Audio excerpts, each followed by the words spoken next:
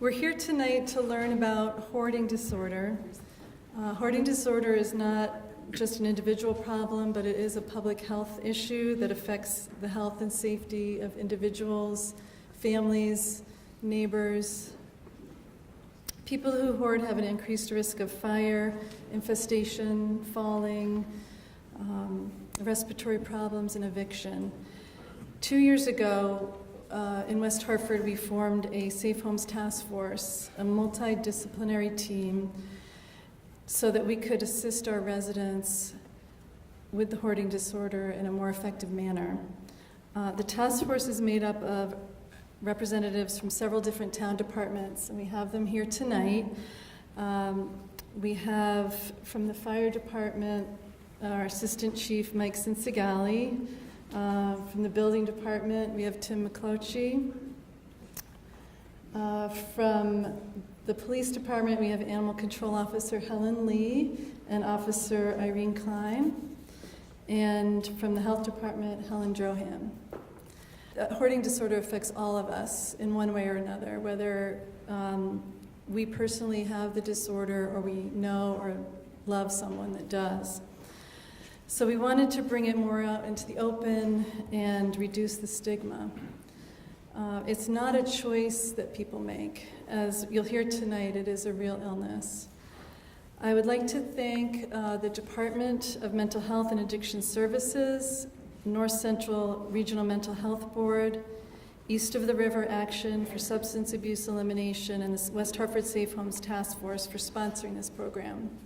And I'd also like to thank the entire social services team for their help, support, and guidance in planning this event, especially our administrative assistant, Victoria Branning, and our manager, Astrid Calderon, who has been a tremendous mentor and supporter.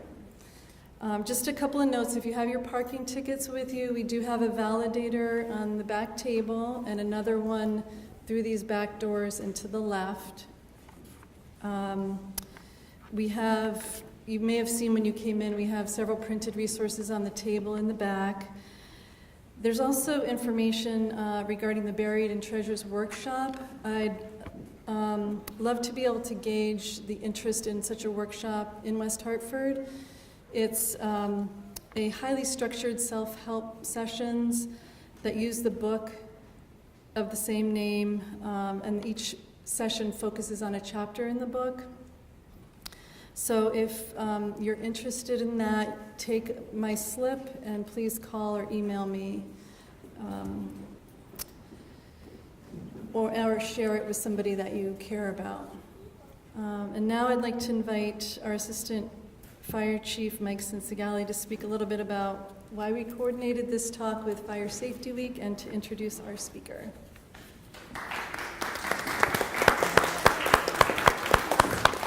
Good evening, and happy Fire Prevention Week. It's a good program to have during Fire Prevention Week because hoarding, hoarding is a very serious problem, and it has some very serious implications, and it doesn't always happen in detached single-family homes.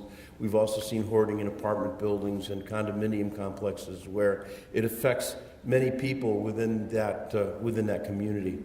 It's very serious. It not only presents fire hazards, but also structural collapse hazards. And for firefighters, it presents special problems because we can't fight the fire from the inside. You know, our method of attacking a fire is to go inside and put it out. But when we can't make entry into the building because of the storage, it makes it just difficult for us. And oftentimes we have to fight the fire from the outside and hope as we're going through the piles of storage on the inside of the house that we don't find a victim. So that's why we feel that it's very necessary for the fire department to be part of the Safe at Home Task Force. And I'd also like to recognize Karen, because from the very early days of forming the task force, she's been keeping it together, and she's been making sure that we all get to the meetings, and she's been making sure that we all have agendas, and she's just been doing a really good job. So I have the honor of introducing Dr. David Tolin, PhD, who's a leading expert in the field of hoarding and cognitive behavioral therapy. Dr. Tolin is the founder and the director of Anxiety Disorders Center at the Institute of Living and an adjunct professor of psychiatry at the Yale University School of Medicine. He was the 2014 president of the Clinical Psychology Division of the American Psychological Association and a principal investigator for the National Institutes of Health. He received the award for lifetime contribution to psychology from the Connecticut Psychological Association. He's the author of several books and scientific articles on hoarding disorder, including Buried in Treasures, Help for the Compulsive Acquiring, Saving, and Hoarding, and CBT for Hoarding Disorders.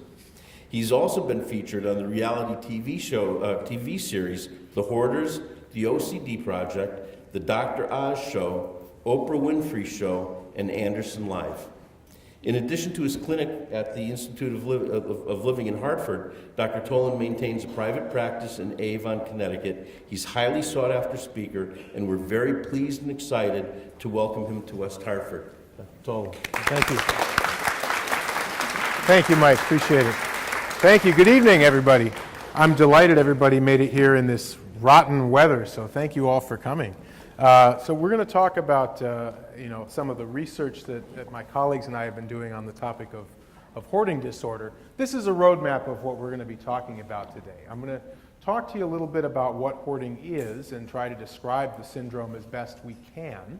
I'm going to talk then about some of the ways in which we understand hoarding. Why does this behavior persist? How do homes get into this condition? What are some of the biological and psychological reasons that this problem occurs? I'll talk a little bit about what works and what doesn't work in terms of overcoming hoarding disorder.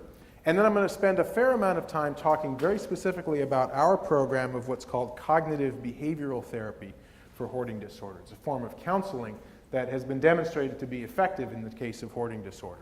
And then I'm going to give you some very specific tips on where to go for next steps. But let's start by just talking about what hoarding is in general. This is a new diagnosis in the Diagnostic and Statistical Manual of Mental Disorders, or DSM-5. And there are two primary symptoms associated with hoarding disorder. The first, and the hallmark symptom, is that the person has difficulty discarding or parting with possessions. That is, first and foremost, the person with hoarding disorder has difficulty letting go of things. They can't throw things away in the same manner that people without hoarding disorder can. It's very difficult for them to let go of things that they own. And as a result of that difficulty discarding, clutter begins to fill up the living spaces to the extent that those living spaces can't be used for their intended purpose. So we're not just talking about a mess. We're not just talking about some clutter in the home.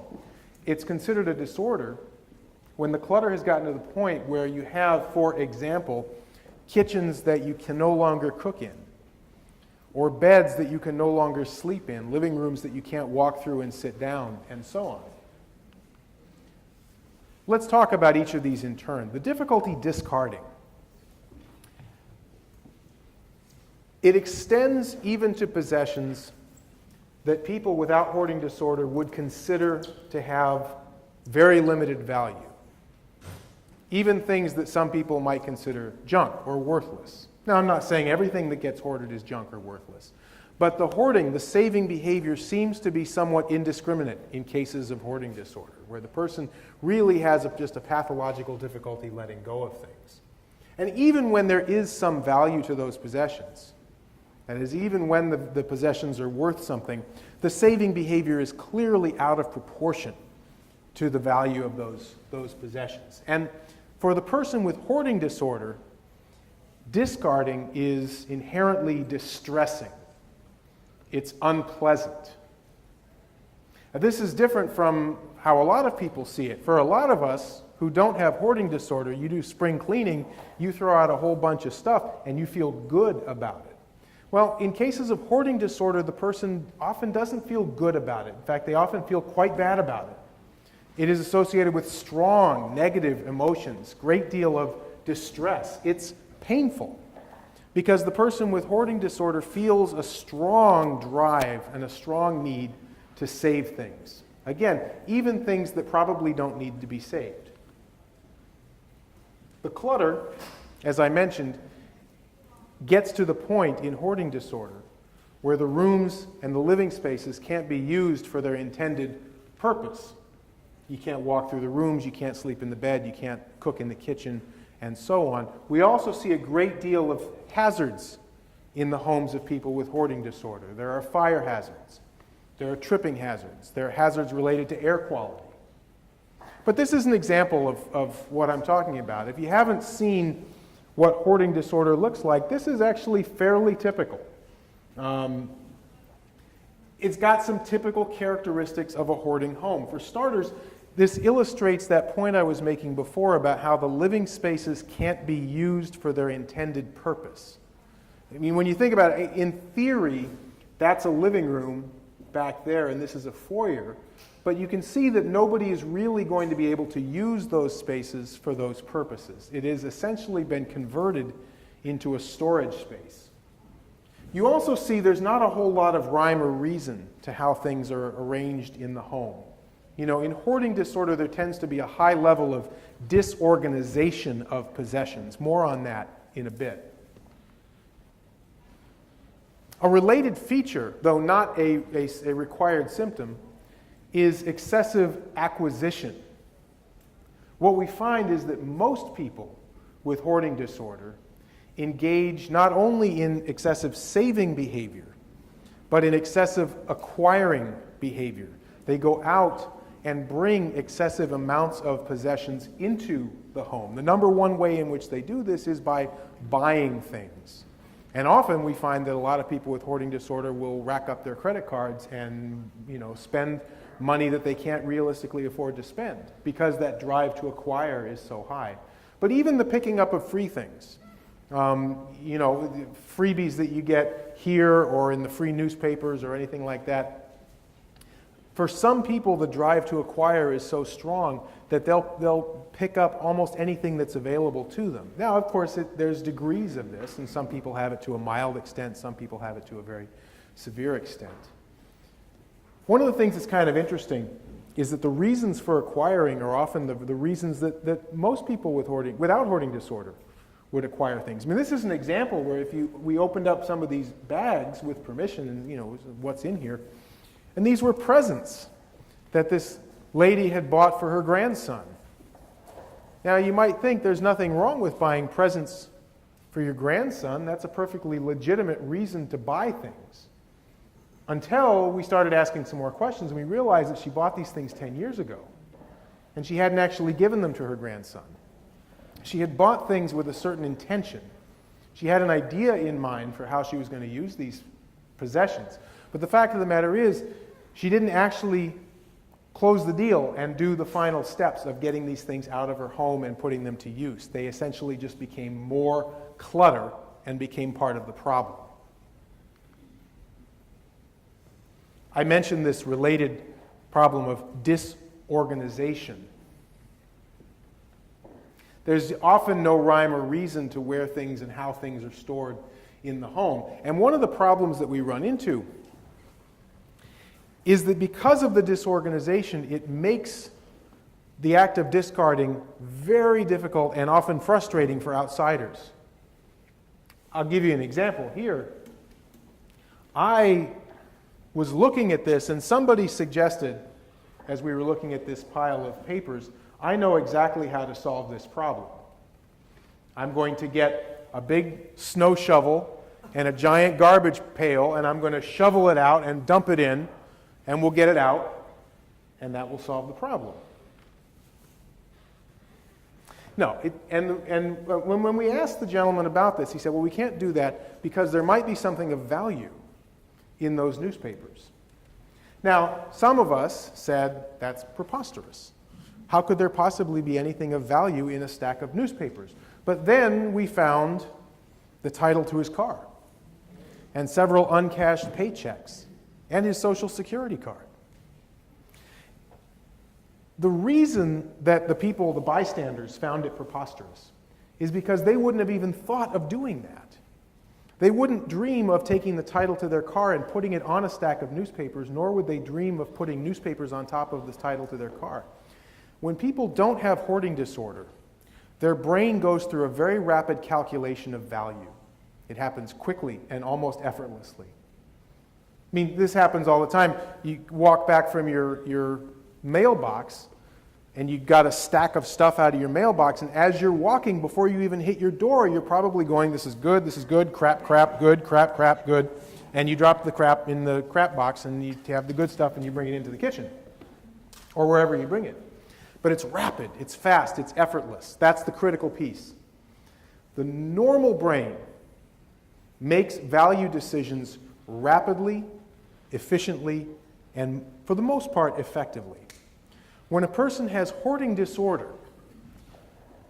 and I'll show you this in a little bit, the parts of the brain that are involved in making those rapid valuation decisions are not functioning well.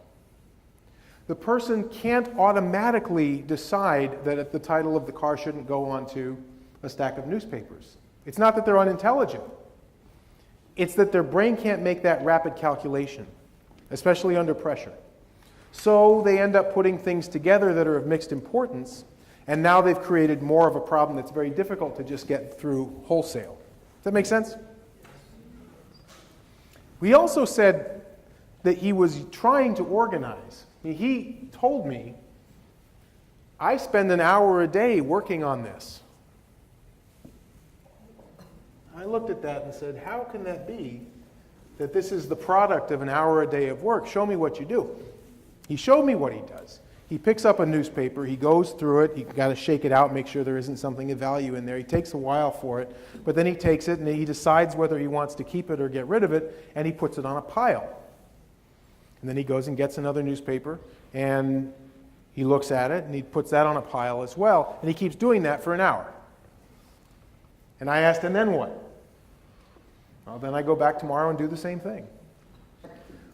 But what's missing from this picture? It's actually getting these things out of the home.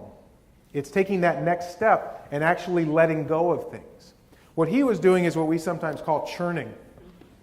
He was moving things around the house without actually letting go of things. He was working on the problem, but not in a very effective way. This is surprisingly common. It's common right here in West Hartford. What we know from multiple epidemiologic research studies in the United States and in Europe is that we may be talking about as many as 1 out of 20 people have some degree of clinically relevant hoarding disorder. If that's the case, then that makes hoarding one of the most common mental disorders in the country. And we're only now beginning to study it. So how do we understand it thus far? Why do these things happen?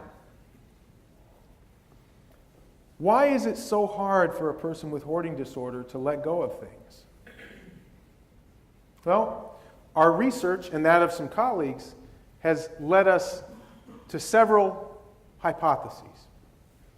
One is that people with hoarding disorder have a particular category of abnormalities in brain function. I'll talk about these as we go. 2, that they have problems of decision making. 3, that people with hoarding disorder have an exaggerated set of beliefs about their possessions. And 4, that people with hoarding disorder have an excessive sentimental or emotional attachment to their possessions.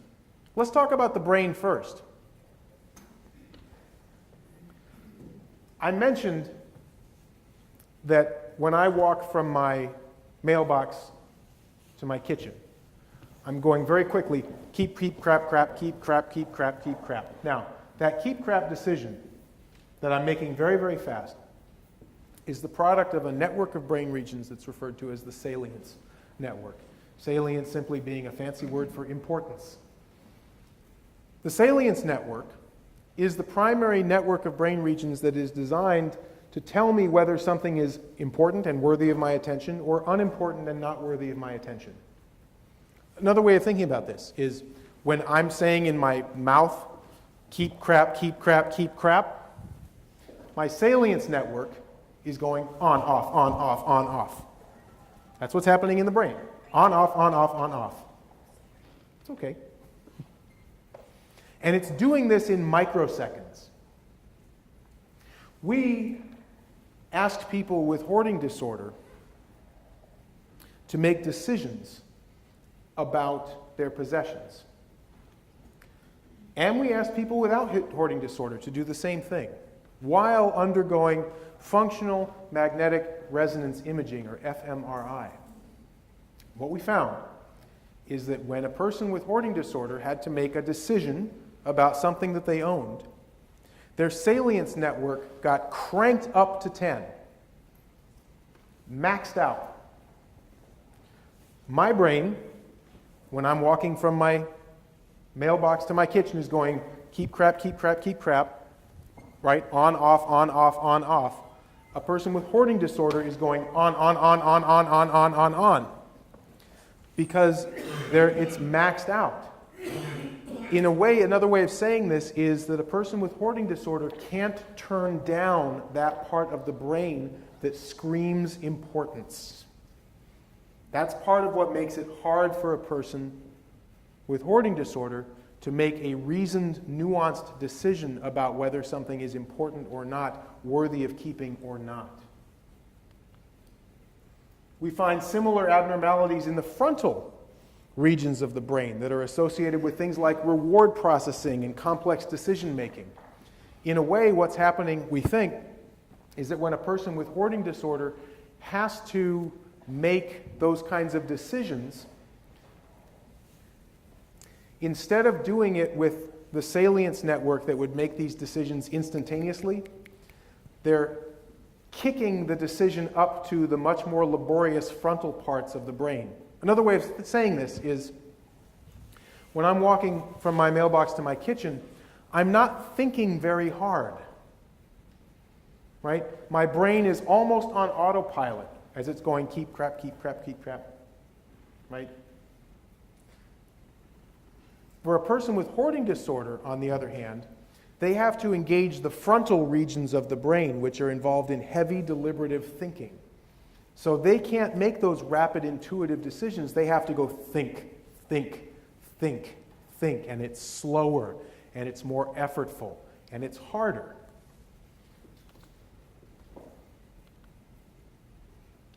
We also find, adding to these problems of decision making, is that the majority of people with hoarding disorder show signs of attention deficit disorder as well. Doesn't necessarily mean they meet the full diagnostic criteria, but most people that we have seen in our research studies with hoarding disorder show at least signs of ADHD on top of it. So now throw that into the mix too, that in addition, not only is your brain not making the rapid, effective, intuitive kinds of salience network decisions, and you're having to go think, think, think, but now you've also got ADHD, which is constantly distracting you away from the difficult task of decision making.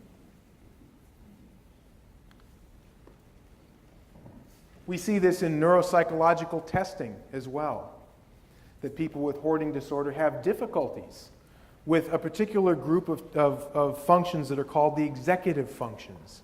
Higher level thinking, not intelligence, but higher level thinking processes that are heavily involved with decision making. I also mentioned that people with hoarding disorder seem to have an exaggerated set of beliefs about possessions. People with hoarding disorder tend to think things that people who don't have hoarding disorder don't really think. At least not much. So people with hoarding disorder very often will describe for us a strong sense of responsibility. Like, if I were to throw this away, it would be wasting a valuable opportunity, or I'm responsible for the well-being of this possession, or I have to save this for someone who might need it. We see some people who have exaggerated beliefs about their memory. I need to keep this in sight. I need to hang on to this, otherwise I'll forget about it, or I'll forget something important. A lot of people have exaggerated beliefs about the role of possessions in maintaining personal control. Like, if I don't keep control over my stuff, I'm going to lose control over my life. And finally, we see a lot of people who have exaggerated waste-related beliefs. Nothing should ever be wasted. And the corollary of that is, if I save it, then I'm not wasting it. Well, going along with that is this sense of excessive sentimental or emotional attachment to possessions. For a lot of us, and I think especially for those of us who have hoarding disorder, our possessions start to serve as a source of identity. These are part of me. These are part of what defines me and part of what makes me who I am. Sometimes possessions can even start to feel like friends. If I were to discard this, it would be like losing a friend. Sometimes possessions can start to seem as if they are memories, and we treat them as if they're cherished memories. If I were to discard this possession, it would be like throwing away an important time in my life.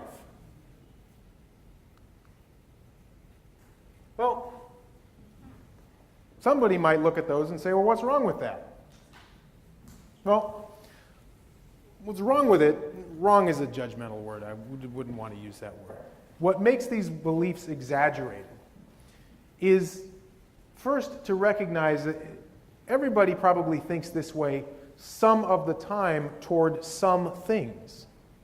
So these ideas aren't from completely out of the blue, but people with hoarding disorder think this way significantly more often than people without hoarding disorder. They think it more strongly or more intensely than do people who don't have hoarding disorder. They tend to extend that kind of thinking to a broader range of possessions than do people who don't have hoarding disorder.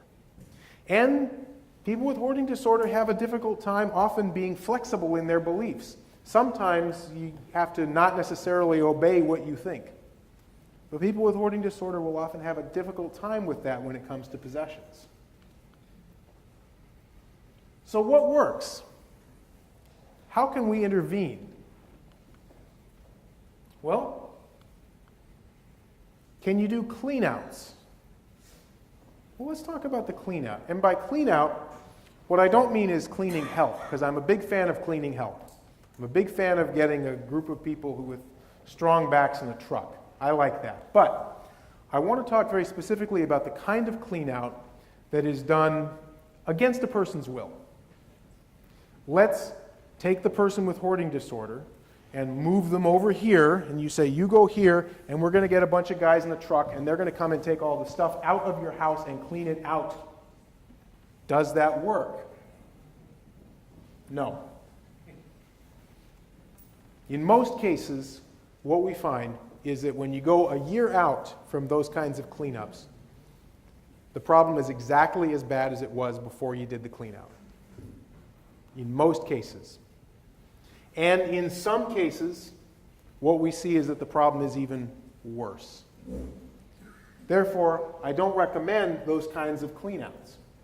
Without the person's involvement, without the person's consent, it is unhelpful to start hauling stuff out of the house. That being said, getting help with cleaning is a good thing in the context of a good program for hoarding disorder. But you got to have the person's involvement, you got to have the person's consent. Otherwise, simply removing things from the house doesn't solve the problem. Can you medicate it? Is there a pill you can take for this? Maybe. I say maybe because there have been only a couple of trials of medication, and they're what are called open trials. An open trial is a research study that involves no placebo control group. So you don't know whether the problem was going to get better on its own or not, or whether it's due to placebo effects. So it's a very weak kind of evidence. That being said, the two studies that have been done, one was for paroxetine, that's Paxil, and that looked, to my eye, not terribly helpful.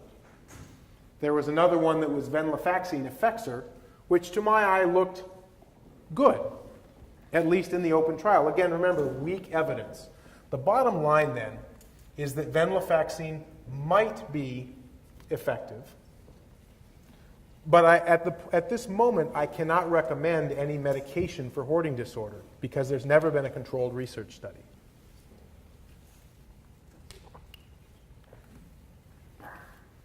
So how about the cognitive behavior therapy that I'm going to talk about? That has been tested in randomized controlled trials. And in fact, it's the only treatment that's been tested in controlled research. What we find is that when you compare it to waitlist control, it is significantly better. And what we have is a 71%, this was a 6-month-long research study of individual therapy. 71% of people were considered improved at the end of that treatment. And the really nice thing is when we looked at people 1 year afterwards, 62% of them were still considered improved. That's the good news. The not so good news, in the sake of fairness, is to recognize that rates of remission are low in cognitive behavior therapy and for all other treatments. Remission meaning, did the problem go away?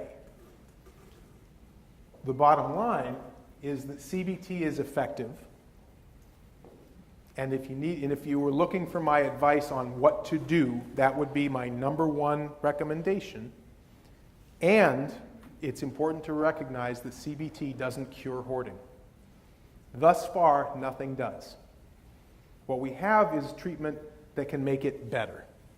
We have treatment that can make it safer to be in the home, that can improve a person's functioning and quality of life, but we do not have something that will make hoarding completely go away. Let's talk about that cognitive behavior therapy in a little bit more detail. We have targets for treatment here. That is, there are some specific things that we're trying to affect when we do this cognitive behavior therapy for hoarding disorder. And they are, we want to increase the person's motivation to change behavior. I'll talk about each of these as we go. We want to improve the person's decision-making efficiency. And we want to improve their skill at organizing. We want to reduce the strength of these maladaptive beliefs and excessive emotional attachment to possessions, and reduce the person's reliance on avoidant or impulsive strategies of emotion regulation. That is, get the person away from doing self-destructive things as a way of trying to make themselves feel better. But let's talk about these in turn. As we think about trying to improve a person's motivation for changing, we are drawing heavily from a body of work in clinical psychology and psychotherapy called motivational interviewing. This is a style of professional interaction that is specifically designed to increase the person's readiness for change. Now, depending on where they are at the time of their first visit, that may mean that we want to try to increase the person's awareness that the problem even exists. Or it may be that what we're trying to do is get them to accept a plan for change. Maybe we're trying to get them to do their homework in therapy. Maybe we're trying to get them to keep coming. All of those are viable targets for this motivational interviewing. The motivational interviewing is based on the concept that any given person at any given time is at a particular stage of change. That is, there's a level of readiness to change behavior. All of us here, with whatever behavioral change you might be thinking about, are at some stage of change. Some of us are in the, what we'll call the pre-contemplation stage. Meaning, I'm not really thinking about changing this. I'm not convinced that I have a problem. And even if I do have a problem, I'm pretty sure I don't want to do something about it. Some of us might be in the contemplation stage. I'm waffling. I might have a problem. I'm not sure. I might want to do something about it. I'm not sure. I kind of want to do something about it. I'm not sure what I should do about it. I just don't know. Some of us are in the action stage. I have made up my mind that this is a problem and that I need to do something about it, and I am ready to begin a program of some kind to help me get on the right path. And some of us are in the maintenance stage. I am actively working on the problem. The tricky piece, for those of us trying to help a person with hoarding disorder, or any other behavioral change for that matter, is that a person doesn't necessarily stay in one spot. They might be in the maintenance stage and then slide back the next day to the contemplation stage or even the pre-contemplation stage. And they move up and they move back and so on. So the therapy, the program that we do for hoarding disorder involves constantly trying to understand what stage of change the person is at on any given day. Are they in the pre-contemplation stage? Are they in the contemplation stage? Are they in the action stage? Are they in the maintenance stage? And our strategies are going to differ somewhat depending on the stage of change that the person is at.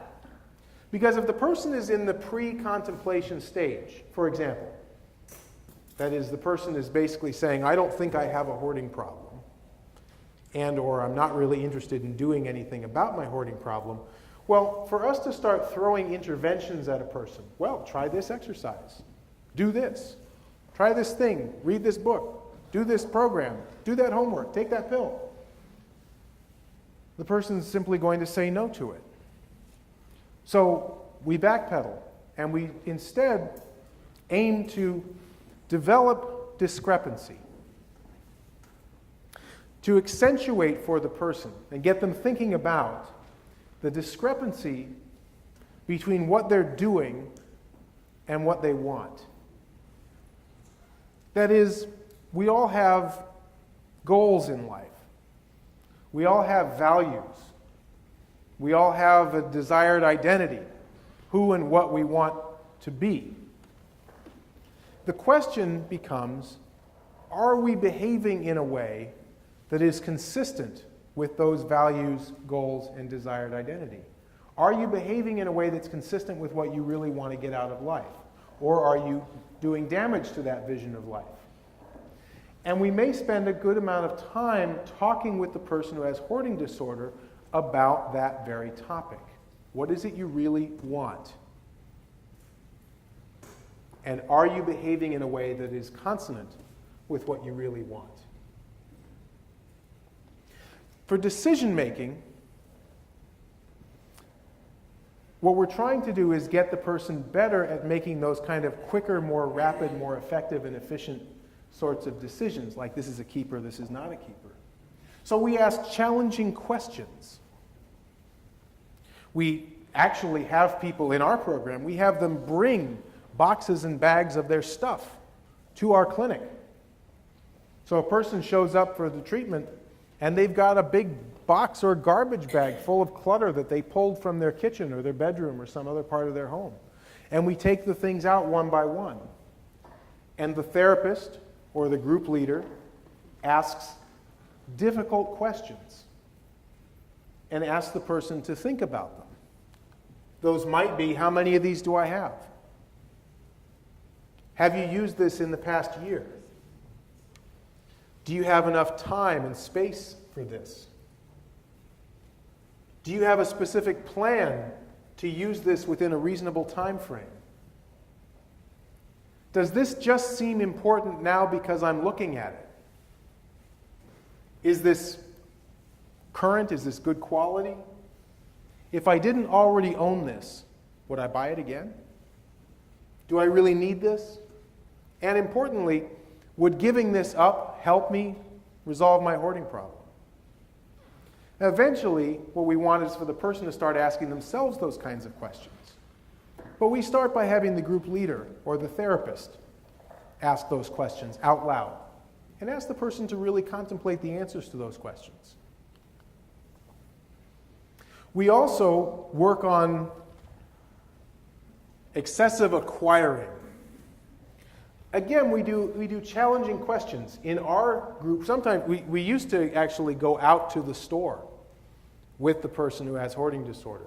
It became not terribly feasible to do that, but it used to be that we would send a therapist out to Walmart or Target or the tag sale or wherever it is that you would like to purchase things, and we would actually have the therapist stand there and ask you challenging questions. Now, in our program, we have a virtual store. We gathered up a whole bunch of stuff that people with hoarding disorder we thought might like to have. And we lay it all out. And we tell the person, this is for practicing. These things are here for you to practice not acquiring. I want you to find things that you like. And you and I are going to practice in some very specific ways how to not pick it up. Now, if you don't have hoarding disorder, you may go, that's very easy, just don't pick it up. But if you have hoarding disorder, that's really hard sometimes. But again, we're asking those sorts of challenging questions as a person is picking through the virtual store. Do you need this? Do you have an immediate use for it? Could you get by without this? Is this truly important? Or is it just feeling important because you're looking at it? Do you really want that taking up space in your house? What would be the advantages and disadvantages of acquiring this? Eventually, what we want the person to do is to start to internalize some personal rules for acquiring things. For example, I will only acquire something if I have an immediate use for it, if I have enough time to deal with it appropriately, if I can afford it, and if I've got a place to put it. That those combination of things may make it a justifiable acquisition. But if the answer is an honest yes to all four of those, maybe that's something I need to practice walking away from. Oh. We do training in organization as well. One of the ways that we might do this is through having the person develop specific categories like keepers, donations, garbage, things to sell, and so on. And teach the person the step-by-step process of moving objects to their proper location once they make a decision. I mean, it could go something like this, that if I have some item and I'm looking at it, I have to first decide, is this something to keep or is it something to remove? Now again, I'm hopefully also working on discarding and working on my willingness to discard. So hopefully over time I come up with more remove decisions. But even then I still have to know what to do about it. So if this is something to be removed and I decided that I don't need it, now I have a second decision to make. Is this garbage? Is this something that could be donated? Is this something that could be recycled? Is this something that could be sold? And if I make that decision, now I have to put it into a bin of some kind that eventually leaves the home.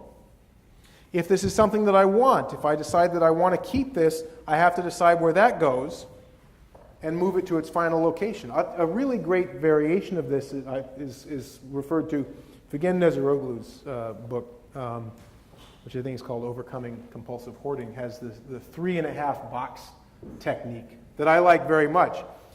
The half box just means one little box, but she would just say you've got 3 boxes, one of which is really small, and one box we will write save here, meaning I'm going to save it and it belongs here in this location where I am. Another box we're going to write save elsewhere. Is the keeper, I want to save it, but it doesn't belong here in this room. It belongs somewhere else. We've got another box that's called discard or recycle. Get it out of here. And then we have a final, this is the half box. We have a tiny box that is, these are immediate crisis things that have to be dealt with today. This is my overdue mortgage payment that I'm going to lose my house if I don't pay it right now. Right? There should not be very many things that go in there. But the really nice thing about doing it with boxes instead of piles is it's much harder to churn that way. A box is self-limiting. There's only so much that will go into it, and you have a rule then that says when the box is full, you have to pick up the box and take the box to where it goes. If it's a save here, you have to then empty it and put all the things away. If it's save elsewhere, you have to take those items to the location in the home that they belong. And if it's discard or recycle, we have to put them in the proper disposal bins accordingly. We also use a strategy that's called cognitive restructuring. Cognitive restructuring It's a therapeutic technique, but the idea is we're trying to reduce the strength of maladaptive beliefs that the person experiences. And there's a bunch of different ways that we might do this. We'll have conversations about needing things versus wanting things. We'll have challenging conversations about value and waste. We may even do experiments, behavioral experiments, but I'll talk about these. Needing versus wanting. How often have we heard somebody say, I need this? Well, it's helpful at that point for us to start to define the word need. Right? Oxygen is a need. Food is a need. Water is a need. Basic clothing is a need. But most of the things that we use the word need to describe are really wants, aren't they? They're things that I want, which is okay to want things too. But it is important to backpedal away from this feeling like you need everything. Not everything is needed, right? If you didn't have it, there wouldn't be a disaster, for example. It's not critical to your finances or your well-being. In fact, many times what we find, and we ask the person to really think about this, is that these things that I need, with quotes around it, are things that I'm kind of holding on to for emotional reasons, which may not be very good for me. We have challenging conversations about value. Is this item as valuable as you think it is? Because, again, to the person with hoarding disorder, often what we find is that whatever it is they're holding feels like a very valuable thing. But we might ask the person to really start to think about it objectively. How much do you think people pay for this? I hear this a lot because people will say, I have to save this because I'm going to sell it on eBay. And when you start thinking about it, I don't know if they would sell this exact thing on eBay. But when you start thinking about it, and you start thinking about the amount of time it takes to do that, and all the steps that are involved with selling a possession on eBay, and listing it, and photographing it, and shipping it, and all that stuff, you got to wonder, is the return worth it? And so we'll start asking the person to really consider questions like, what do people actually pay for this? Let's go online. Let's go online and find the item in the condition that you have it and just see what they tend to sell for. Same thing is true with donations. I'm going to donate this to Goodwill. You know, Goodwill doesn't want a lot of the things that we think they want. Right? Have you ever had, usually Goodwill will not sift through your things and reject them from you outright, but they actually do throw away a good amount of the stuff that is donated to them. Right? Old stuffed animals, right? Goodwill doesn't want those, right? Clothing that is obviously damaged or very dirty. Those are generally not considered to be donatable, right? And yet the person with hoarding disorder often feels like they have to hold on to it because they're going to sell this or they're going to donate it. They're essentially viewing these things as being more valuable than somebody else would view it as being. But as we start talking as well, I also like to encourage people to think about their time as having value. Another way of thinking about it is, think of yourself as being valuable, and how much of yourself are you willing to give up? Think about how much time it would take to deal with this. I'm going to read every newspaper that I have here, so that way I will be completely well informed. That's all well and good. Certainly would be your right to do so. But can we really start thinking critically about how much time it would take you to read those newspapers? And I've done this. I have said, here's one newspaper. I want you to read it while I take a stopwatch. And I'm going to calculate how long it takes for you to read a newspaper. Then we're going to multiply that amount of time by the number of newspapers. And we're going to come up with an estimate of how much time it's really going to take you out of your life to read the newspapers that you say you're going to read. Now, I will often ask the person, what is your time worth?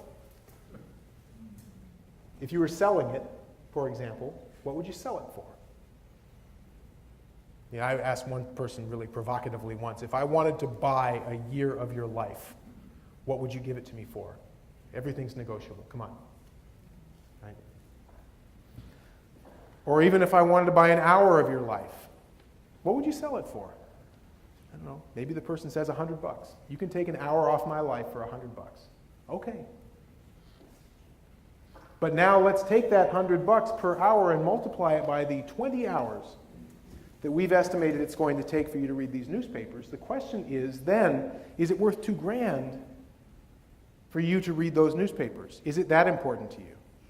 When we start thinking about it in that way, when we start thinking about ourselves and our time as having value, it starts to put things in a different perspective. Right? That your time, your life is not free. It's valuable, and it's best spent on things that are valuable as well.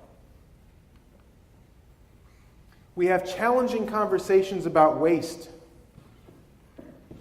The person with hoarding disorder will often be very resistant to letting go of things, especially if they can't sell them or discard them, because then it feels like wasting.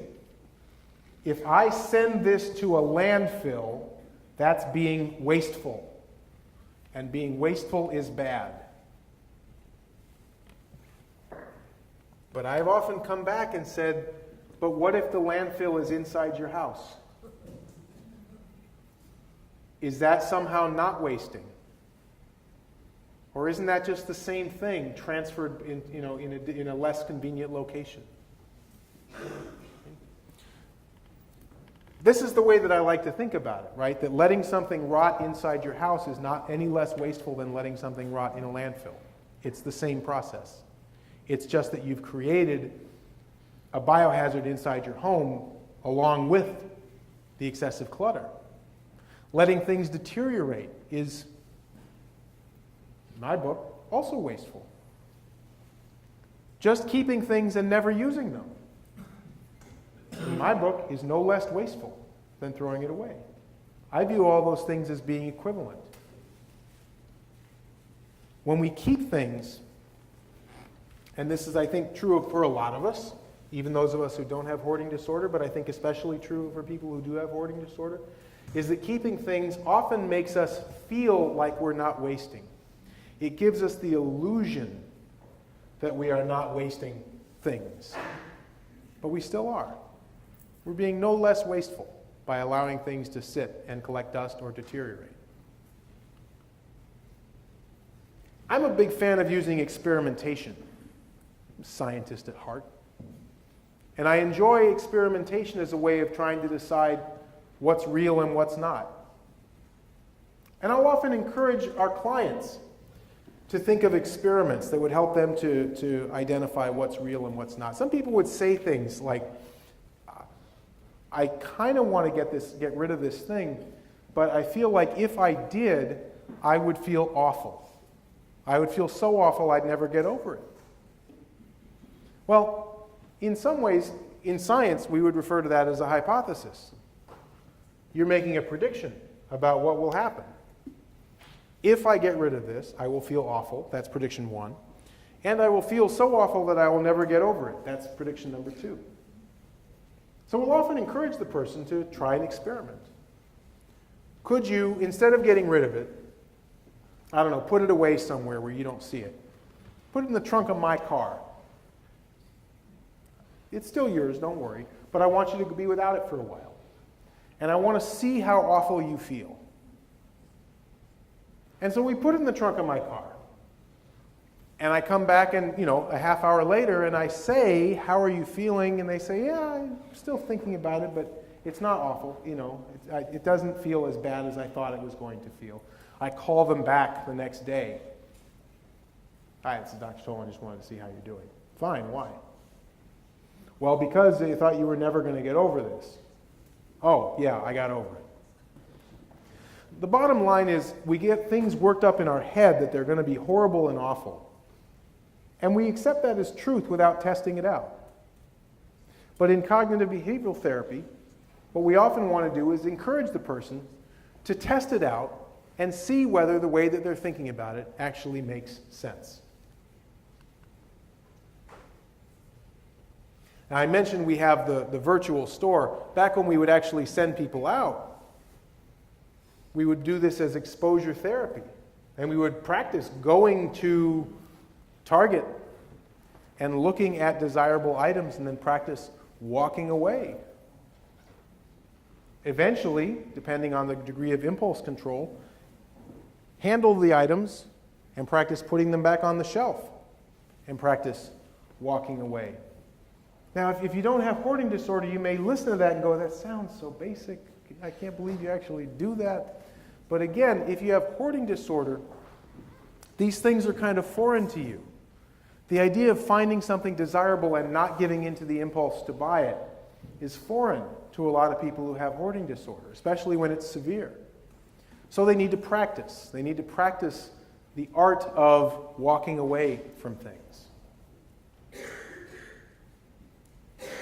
And we try to work on maladaptive strategies for emotion regulation.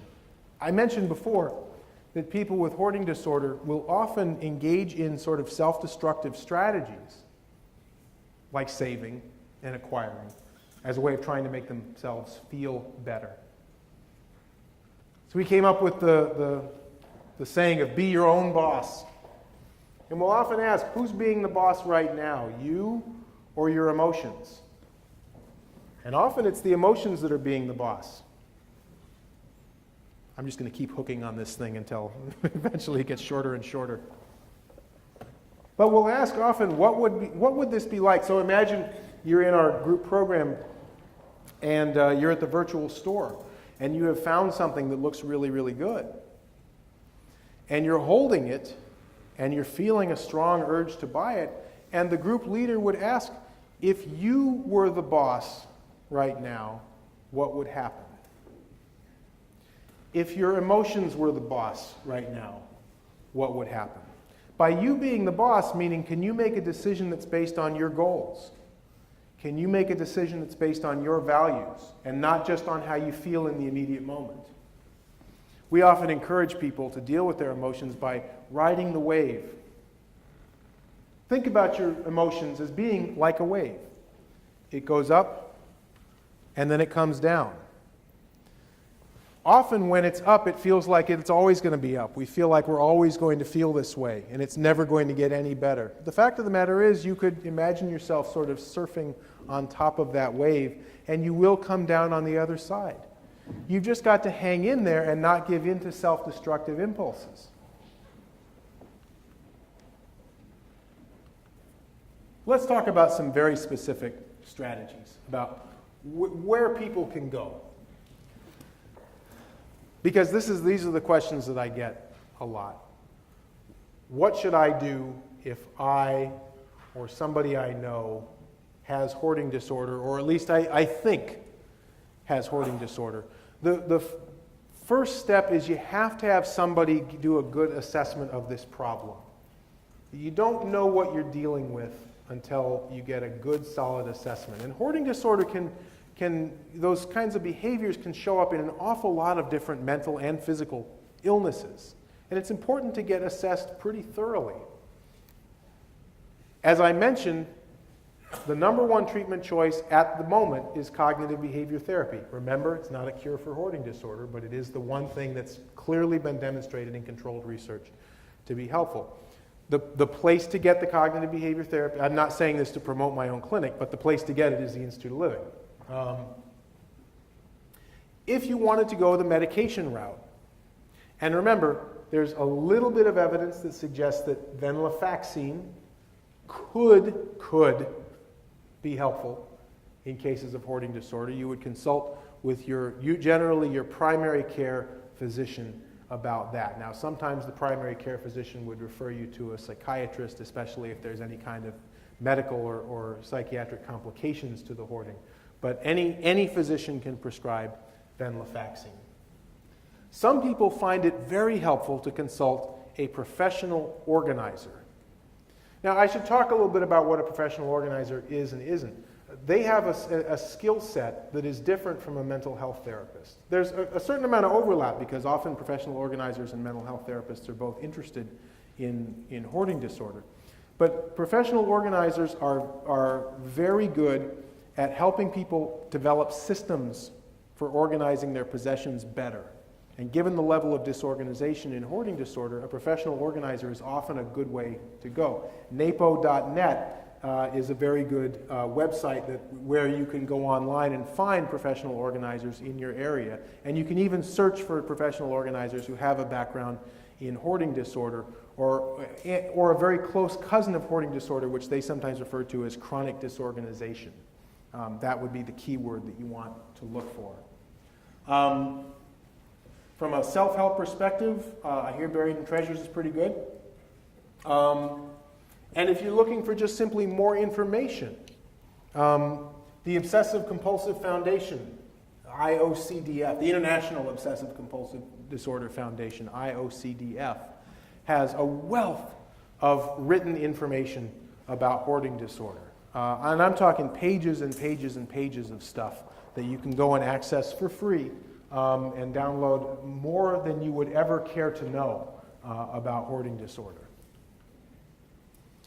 What if it's not me and it's a family member? Well, if it's a family member, one, I would always, of course, direct them toward these kinds of resources. But the really tricky one, and this is a question that I get a lot, is what if it's a family member and that family member is reluctant? I have a family member who they don't necessarily believe that they have a hoarding disorder, or they don't believe that they need to do something about it. Another way of saying that is, what if my family member is in the pre-contemplation stage of change? And again, you don't want to just start saying, do this exercise, read this book, take this pill, to a person in the pre-contemplation stage. It's going to bounce right off of them, and they're just going to simply say no, and then you've gotten nowhere. The best thing to do with a family member who is reluctant in the pre-contemplation stage of change is to make sure that whatever you do, that you never have an argument about clutter. Never have an argument about clutter.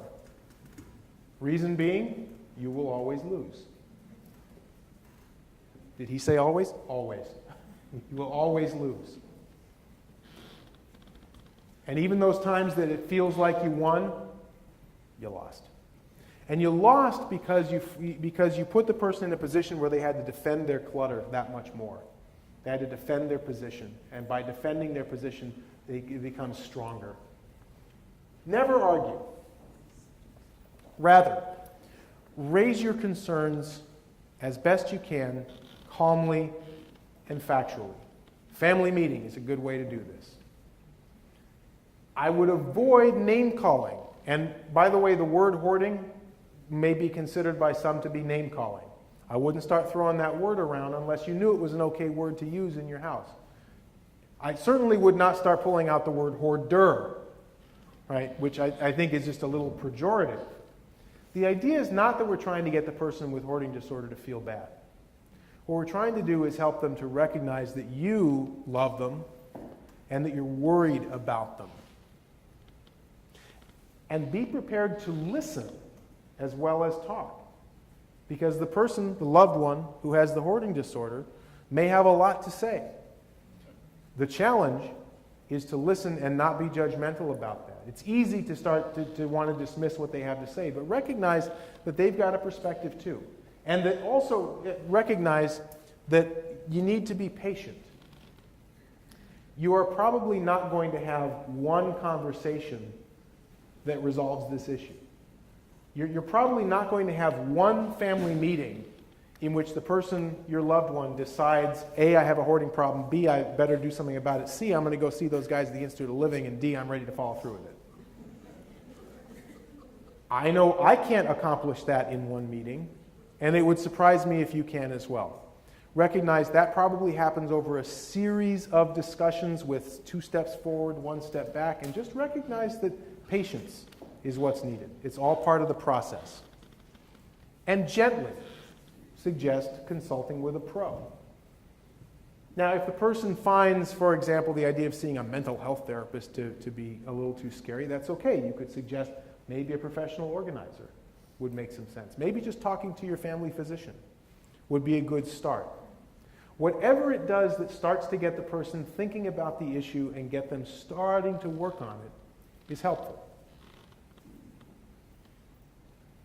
So, where's my summary slide? With that, I'm going to take some, we've got a little bit of time to take questions. So what questions do you have for me? A question over here, yeah. I know it's new science and everything, but I was just wondering, is there any feeling or theory about whether it's a progressive illness? Is it a progressive illness? That's a very good question. I'll tell you the data that we've seen so far has all been retrospective. So it's looking at people at various stages of life and looking at the severity of their hoarding disorder. So it's not prospective research where we're following people across the lifespan. But the best that we see is if you were to graph out the severity of hoarding, so down here is no hoarding and up here is really bad hoarding, it kind of looks like this. No hoarding early in life. By the time you get to adolescence or early adulthood, you've got some significant hoarding disorder. Then it sort of takes a straight line up to middle age, 50, 40, somewhere in there, and then it kind of levels off. So it is sort of progressive, but what we see is that the severity of hoarding behaviors once you pass 40, 50, it doesn't look like they get worse. Now the clutter can get worse because that it just takes time, and the more time you spend doing the behavior, the worse the condition of the home can be. But it doesn't look like the behaviors themselves get significantly worse once the person passes middle age. All right. I'm going to bounce back and forth this way. So there was a question over here. Who had that one? Yes? So you work with protective services for the elderly. Yes. And oftentimes, if you have a burning case, the person does not want to let us in. Yes. Right off the bat, they don't want to let us in, they don't trust us. Then they say the best thing to do is to try to get a team approach Mm-hmm. with, the health department, Mm-hmm. fire marshal. Sure. Then when you take that approach, it's kind of like, almost like threatening the person. Yeah. And saying that if you don't do this, this is gonna happen, but that person will be affected either, so. I'm not a huge fan of threatening people into it. That being said, I also understand that some threats just exist because they are. I mean, sometimes, and our fire chief will be the first to tell you, sometimes the fire chief does have the authority and the obligation to come in and tell you to do something. And that's reality. And there's not a whole lot we can do about that. But I generally like, if I can, not coming in with a whole bunch of threats if that can at all be avoided. Does that get at what you were asking about? But the person is competent to make their own decision when they're not Yeah. in the action stage. Yeah. Or the pre-contemplation. What do you think we should do at that point? Does he leave them? Yeah, so what do you do if the person is in the pre-contemplation stage and they're competent to make their own decisions, and presumably it's not a hazard that would mean that there's any threat to give them? Yeah. You have to, then sometimes the reality is recognizing that within certain boundaries, people have a right to live how they like.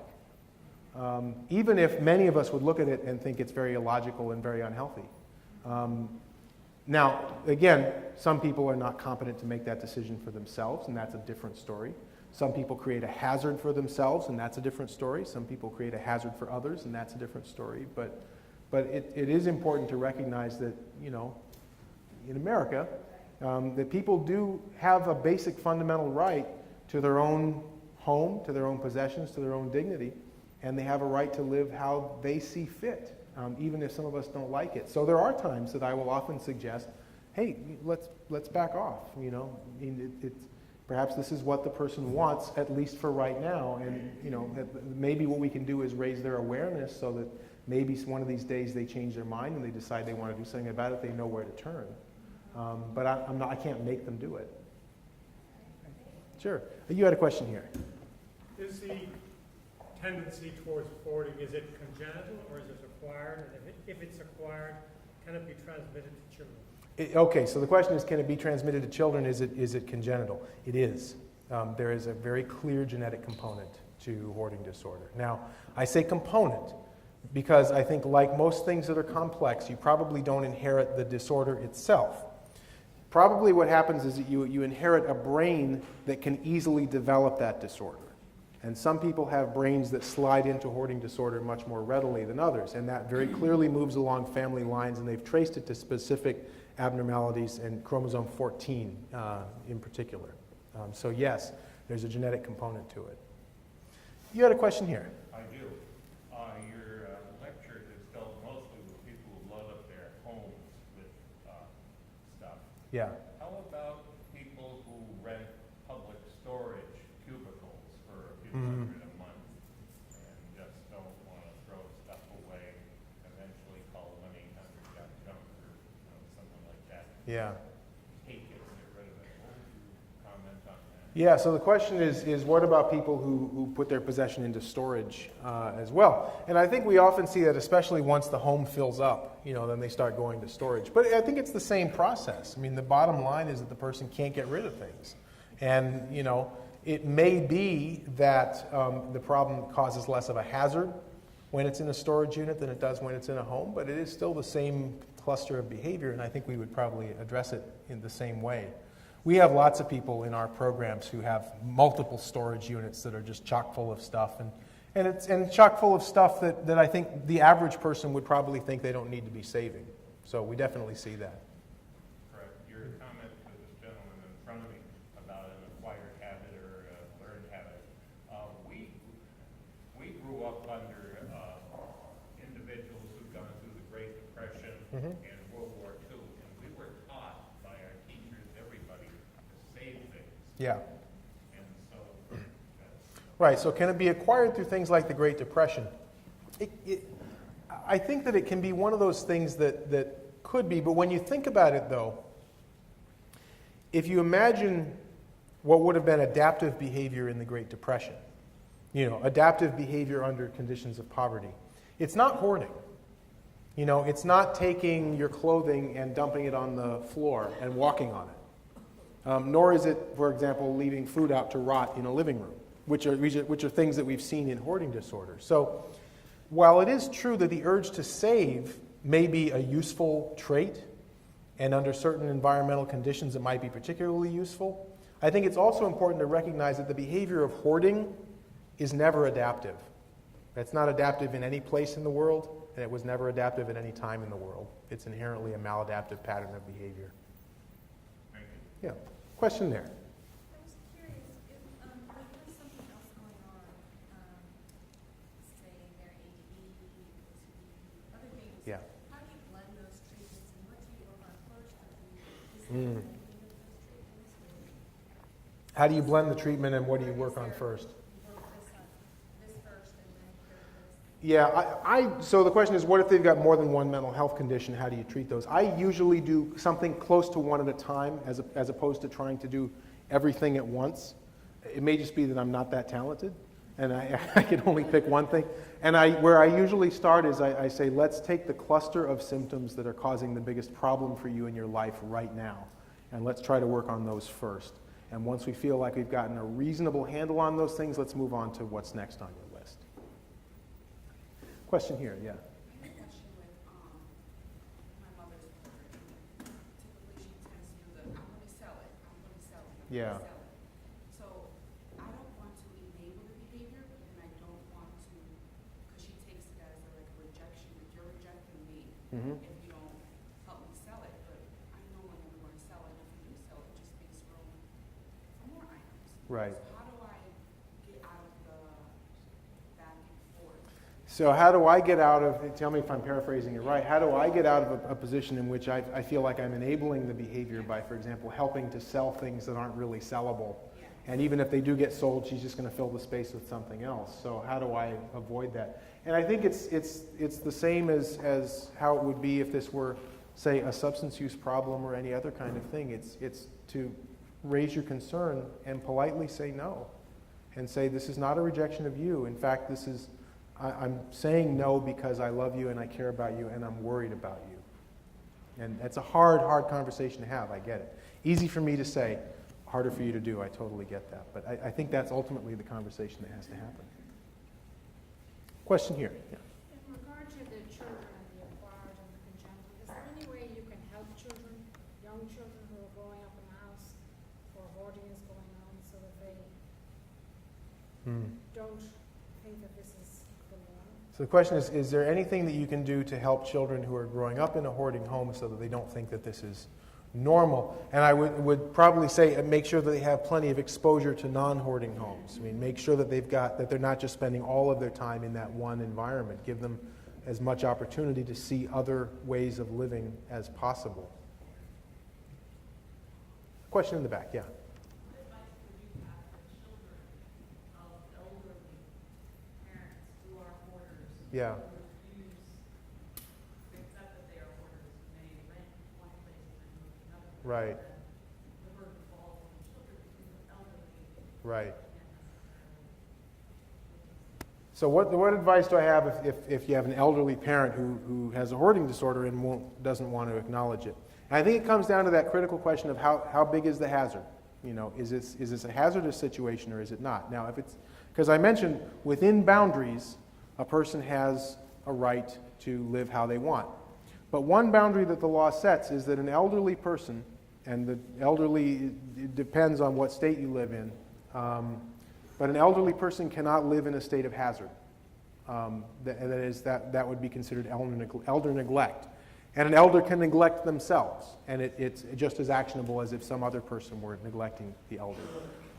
What that would do is that would trigger a call to the Department of Elder Services, who would then usually assign a caseworker who would not force the issue, but would at least start working with the person. Now, if it's not that degree of hazard, then I think it goes back to having that calm but challenging conversation of, Mom, Dad, I'm worried about you because X, Y, and Z. And if those things, recognizing that that's not, going to be the cure-all, it's not going to fix everything in one conversation. And if that doesn't work, it's then stepping back and recognizing that people do have a right to live how they like. That I've often had, really challenging conversations with adult children of people with hoarding disorder, and I've sort of said, I can appreciate how you don't like seeing your mom or dad living like this. But the fact of the matter is, your mom or dad is competent to make their own decisions, and this is kind of how they want to live. Maybe the best thing that you as an adult can do is back off and back away from the problem. Other questions? Yes, one back here. I suppose hoarding can be something like on the spectrum. Yeah. But is there a fundamental difference between people who are hoarding items, newspapers, books, collections, Mm-hmm. and it comes to that point where there's things like rotten food, animals. Yeah, is there Is a tipping point between hoarding and collecting? well, Yeah. and also when it gets to that state of filth. Yeah. Well, when you get to that state of filth, I mean, we sometimes refer to that as domestic squalor, which is where you've got rot and contagion in the house in addition to clutter. And we can't prove it yet because we don't have enough people, but I at least have a hypothesis that there's a specific level of brain dysfunction that's happening in cases of domestic squalor. That I tend to think of that as being closer in the spectrum of dementia. Even though a person may not be outright demented, I suspect that there are similar brain problems happening there. But that's only conjecture on my part at this point. We can't prove it. Question there, yes. In situations like where you show those pictures, Yeah. if someone improves drastically, Mm-hmm. but there were important things mixed in with the clutter, in your experience, how long would it take to go through all those things? How long does it take to go through those things? I've honestly talked to people who have said that the process of really going through all that stuff can take years. It can take years to declutter a very heavily cluttered house, which is frustrating to a lot of the people around. I mean, the family member wants it done quick, And the town wants it done quick, and social services wants it done quick. And it's important to recognize that these things probably don't really happen quick. These are time-consuming processes. So you feel that's a normal situation to accept that it's going to take a very long time? I usually encourage patience for everybody, so you recognize this is going to take a while. Yeah, it's going to take a while for the person to make up their mind, and then it's going to take them a while to change their behavior, and then even once they've changed their behavior, it's going to take a while to declutter all that stuff. And something else. Sure. I just wondered if you think what I'm about to say is a good suggestion. All right. And would you consider, instead of throwing things away and using that term, about minimizing things? Like I find, like a scissors can reduce the size of the paper that you keep. Mm-hmm. Or when it's an object like a present, you may not need to package it. Sure. Not throwing things away, but Could we call it minimizing rather than throwing away? yeah, you find that to be. Sure. I could go with that. Yeah. Minimizing, I've had some people to prefer the term letting go. Whatever we call it, as long as the basic behavior is there, I'm happy. Yeah. Thank you for your suggestion. Was there a question back here too? No? One back here, yeah. Sorry, you might have mentioned this at the beginning, but have you found that as hoarding is often a component of grief or reaction to trauma? Is it a component of grief or reaction to trauma? It can be, but it is not necessarily. I mean, I think one of the things that happens is that grief and trauma can make all kinds of bad things happen in a person's mental health, one of which is hoarding. But so I think of like being traumatized is sort of like a non-specific vulnerability factor that makes a lot of bad things more likely to happen. Hoarding being one of them. Yeah. But again, most of the people that I've talked to who hoard possessions do not identify some specific traumatic event that triggered the behavior. I was thinking like the loss of a loved one and having to keep those things that were there and holding on to that. Yeah, I can certainly see cases in which the person loses a loved one or their children move out of the house or something and they start engaging in more saving behavior as a way of trying to fill that gap. But the behavior very quickly, of course, spirals out of control and becomes much more than that. Other questions? Yes?